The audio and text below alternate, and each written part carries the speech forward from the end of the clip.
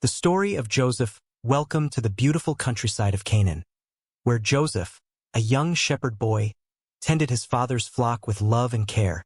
Meet Joseph, a bright-eyed boy with a heart full of dreams. He spent his days tending to his father's sheep, but his mind was always wandering.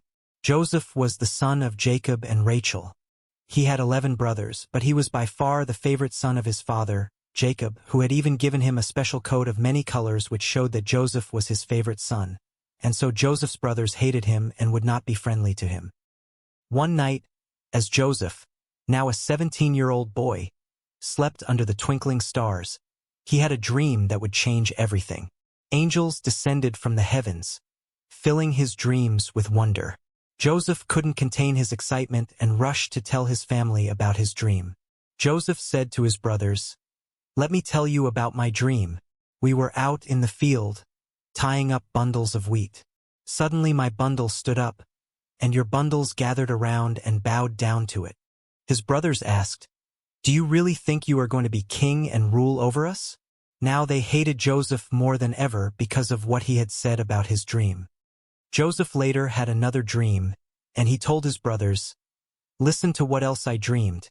The sun, the moon, and 11 stars bowed down to me." When he told his father about this dream, his father became angry and said, "What's that supposed to mean? Are your mother and I and your brothers all going to come and bow down to you?" Joseph's brothers were jealous of him, but his father kept wondering about the dream. One day when Joseph's brothers had taken the sheep to a pasture near Shechem, his father Jacob said to him, "I want you to go to your brothers. They are with the sheep near Shechem." "Yes, sir," Joseph answered. His father said, "Go and find out how your brothers and the sheep are doing. Then come back and let me know." So he sent him from Hebron Valley. Joseph was near Shechem and wandering through the fields, when a man asked, "What are you looking for?" Joseph answered, "I'm looking for my brothers who are watching the sheep.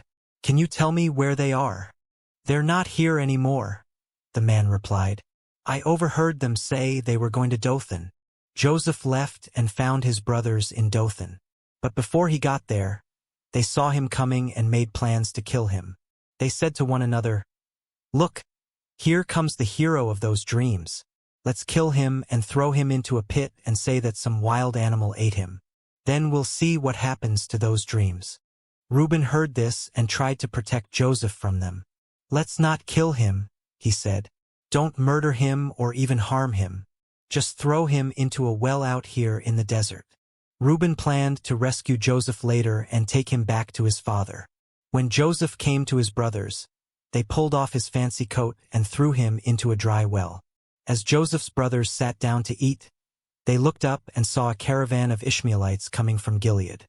Their camels were loaded with all kinds of spices that they were taking to Egypt. So Judah said, "What will we gain if we kill our brother and hide his body?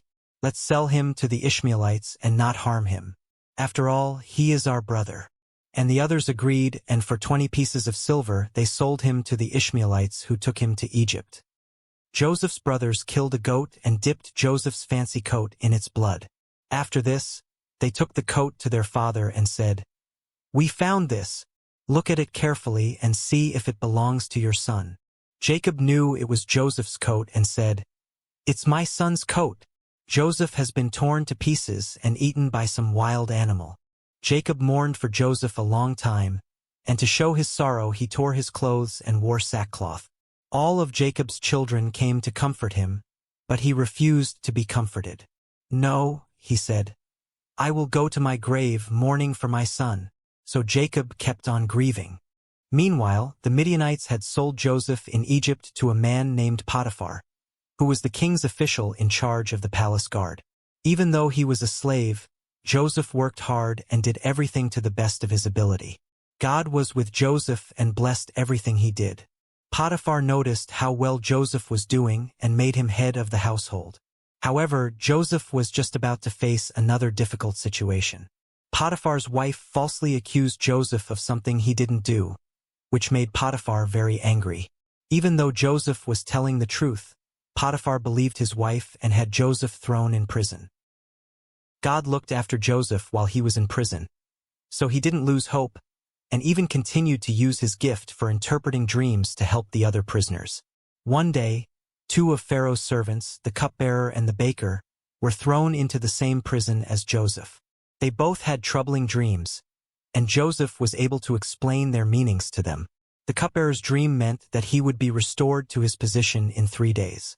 Unfortunately, the baker's dream meant that he would be hanged in 3 days. Joseph's interpretations came true, and he asked the cupbearer to remember him to the Pharaoh. But the cupbearer forgot all about Joseph for a long time.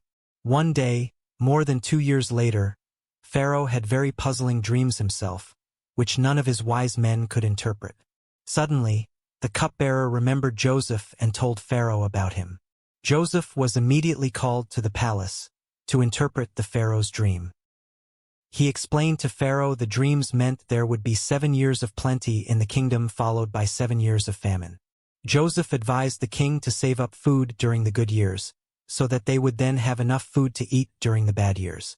Pharaoh was extremely impressed with Joseph, so much so that he made him the second most powerful person in all of Egypt. Thanks to Joseph, and his God-given gift for interpreting dreams, many people throughout the kingdom were saved from starvation. During the severe famine that followed, Joseph's brothers came to Egypt seeking food. They didn't recognize Joseph, but Joseph knew who they were, and he forgave them for what they had done to him. Joseph's family then moved to Egypt, and Joseph himself became a great leader.